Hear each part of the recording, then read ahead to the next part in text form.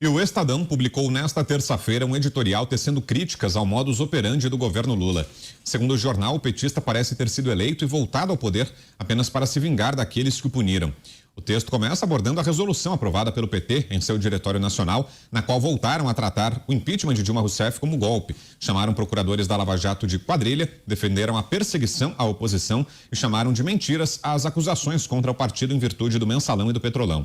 Segundo o texto, quem lê o documento sai com a nítida impressão de que o Brasil tem uma dívida praticamente impagável com a sigla. O jornal diz ainda que o PT não tem compromisso com a reconstrução de um país que está polarizado, inflamado política e ideologicamente. Por fim, o Estadão aconselha Lula a esquecer o rancor e pede grandeza para conduzir o Brasil.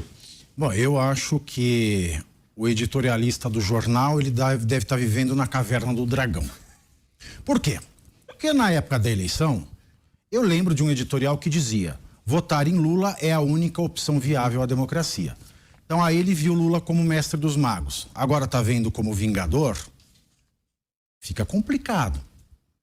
É contraditória pelo seguinte, é porque houve um acordão aí no sentido de que, olha, nós temos que eleger o Lula, apesar de tudo isso que todo mundo sabia, e muita gente foi lá na urna, fechou o nariz e votou no Lula, e como o voto tem consequência, aí estão aparecendo as consequências.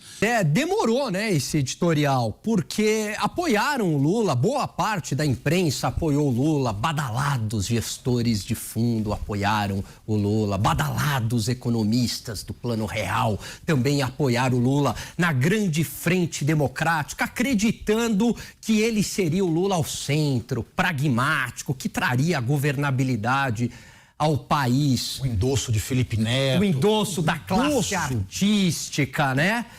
E aí agora tá todo mundo espantado. Aliás, o que é curioso é que havia claros sinais de que não seria assim. Aliás, o próprio Boulos, numa entrevista ao Roda Viva, ele falou: esquece esse discursinho, falou mais ou menos assim, né? Esquece esse discurso aí do Lula, ele tá jogando pra plateia, ele não vai ser ao centro. O Boulos fez uma leitura correta na ocasião. O Alckmin era só meio que decorativo. O Alckmin era decorativo, o Boulos estava certo, eu tenho que admitir. Eu discordo de quase de tudo do que o Boulos fala, mas nisso eu vou dar a mão à palmatória. O Boulos estava certo, ele fez uma leitura correta, real.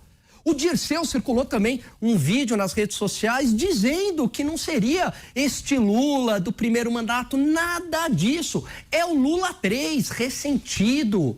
É o Lula Dilma turbinado. E agora tá todo mundo pulando fora do barco. Mas sabe o que eu acho? Que não é que tá pulando porque houve um arrependimento sincero ou não. Estão fazendo proteção, fazendo rede, né? Para dizer o seguinte: olha, foi um fracasso este governo, mas eu não tenho nada a ver com isso, Brown. Eu lavei as minhas mãos, porque eu falei lá no início. Se blindando do constrangimento. Se blindando, né, do constrangimento. Então. Este pecado eu não carrego. A questão é, a gente não precisa lavar quem votou em quem. A culpa é sempre do político. Nenhum presidente é eleito para fazer o que quer com o Brasil. Ele é eleito para cuidar dos interesses do país. Se ele causa danos a alguém e vai contra a Constituição, a dignidade do seu povo, ele pode ser empichado. Então a culpa pela desgraça de uma população é sempre do legislativo, quando ele não faz nada. Porque, independentemente da ideologia, as pessoas votam num presidente para governar conforme a Constituição, dentro da lei, com respeito a todos. Se ele não faz isso, aí a culpa oficial, técnica, é sempre daquele que não faz.